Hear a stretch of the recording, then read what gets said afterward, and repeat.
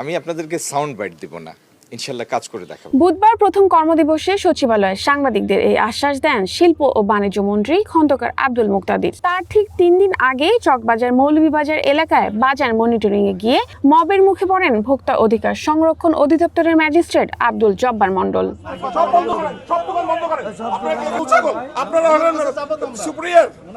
এদিকে রোজার বাজারে নিত্যপণ্যের দাম নিয়ন্ত্রণে সরকারের তেমন কার্যকর ভূমিকা নেই। তার ওপর ভোক্তার কর্মকর্তাকে হামলার পর মানুষের অস্বস্তি বেড়েছে।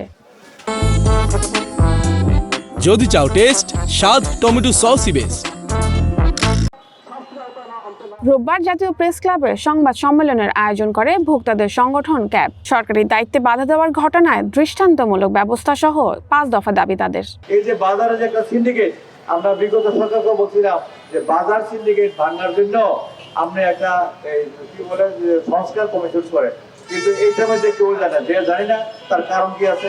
আমরা সংস্কার কমিশন করার জন্য আমাদের সব অনেকগুলো সংস্কার কমিশন হইলেও কিন্তু বাজার নিয়ন্ত্রণ করার জন্য, বাজার সিন্ডিকেট ভাঙার জন্য যে সংস্কারের দরকার সেটা কিন্তু করা হয় না।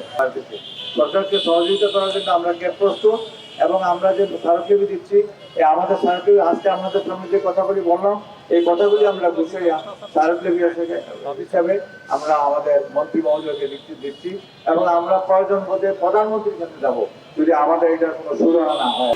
উনি মৌলভীবাজার বণিক সমিতির সভাপতি, এদের সভাপতি হিসাবে উনি সমস্ত মৌলভীবাজারকে রিপ্রেজেন্ট করেন।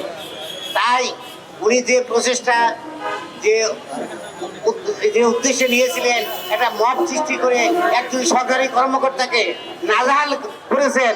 এই জন্য আমরা আইনগত সরকারের যে আইনগত আছে তার বিরুদ্ধে ব্যবস্থা নেওয়া হোক।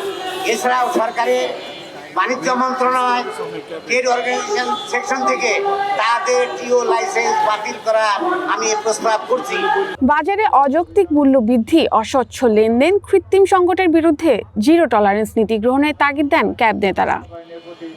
সরকারের দায়িত্ব পালনে বাধা প্রদান এটি শাস্তিযোগ্য অপরাধ এবং এ বিষয়ে দৃষ্টান্তমূলক ব্যবস্থা গ্রহণ করা না হলে ভবিষ্যতে ধরনের বিশৃঙ্খলা আরো বৃদ্ধি পাওয়ার আশঙ্কা রয়েছে। এলাকার ঘটনাগুলোকে বিচ্ছিন্ন ঘটনা, অনাকাঙ্ক্ষিত ঘটনা হিসেবে আখ্যায়িত করে যদি তাদেরকে ছেড়ে দেয় তাহলে কিন্তু আমি বলবো আগামী কিছুদিনের মধ্যে দেখবেন সকল বাজারগুলোতে এরকম অসুস্থির ব্যক্তিরা তারা কিন্তু তাদের তান্ডবতা প্রদর্শন করবে। ব্যবসায়ীরা যখন সংসদে বসে আইন প্রণয়ন করে, সেই আইন প্রণয়ন করে ব্যবসার সুবিধার জন্য, এবং সেইটা না বুঝলে আসলে আমরা অনেক জায়গায় বুঝবো না। ব্যবসায়ীরা রাজনীতিতে আসা বা রাজনীতি থেকে ব্যবসা করা, এই দুটোর মধ্যে যে যোগসূত্র, সেখানে সমস্ত কিছু রয়ে গেছে বলে আমরা মনে করি। ব্যবসায়ী সংগঠনগুলো জবাবদিহিতা ছাড়া নিত্যপণ্যের বাজার নিয়ন্ত্রণ থাকবে না বলে মনে করে ক্যাব। পাশাপাশি নিয়মিত বাজার মনিটরিং এবং ভ্রাম্যমাণ আদালতের কার্যক্রম জোরদারেরও দাবি জানান সংগঠনটির নেতারা। Ayesha Tumpa, one news, Dhaka.